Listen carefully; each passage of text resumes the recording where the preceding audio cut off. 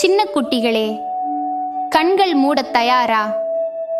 இப்போ நான் உங்களுக்கு ஒரு அற்புதமான தேவனுடைய மனிதரின் கதையை சொல்லப் போறேன்.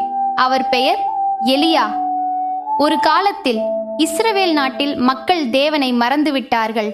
அவர்கள் பொய் தெய்வங்களை வழிபட்டார்கள். அரசன் ஆகாப் தேவனுக்கு விரோதமாக நடந்தான். ஆனால் தேவன் ஒரு தீர்க்கதரிசியை எழுப்பினார். அவர்தான் எலியா. எலியா ஒரு நாள் அரசனிடம் சென்று சொன்னார், நீ தேவனை மறந்ததால் இந்த நாட்டில் மழை வராது.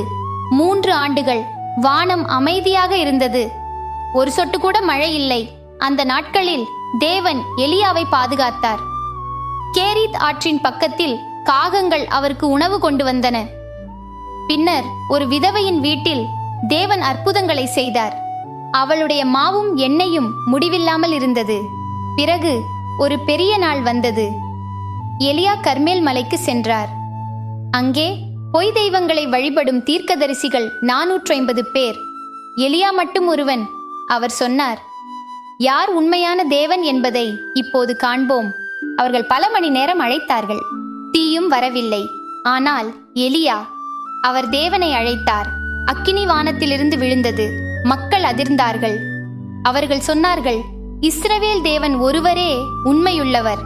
ஆனால் அதற்கு பிறகு எலியா பயந்தார். அவர் ஓடினார்.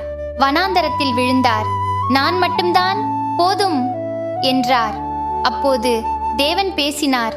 தீயில் இல்லை, புயலில் இல்லை, ஒரு மென்மையான காற்றில் தேவனின் சத்தம். எலியா, எழுந்து நட. உன்னால் இன்னும் நிறைய செய்ய வேண்டும். குட்டிகளே, எலியா ஒரு சாதாரண மனிதர்தான். ஆனால் அவர் தேவனிடம் நம்பிக்கை வைத்தார். அதனால் வானமே பதிலளித்தது. நீங்களும் எலியா போல் இருக்கலாம்.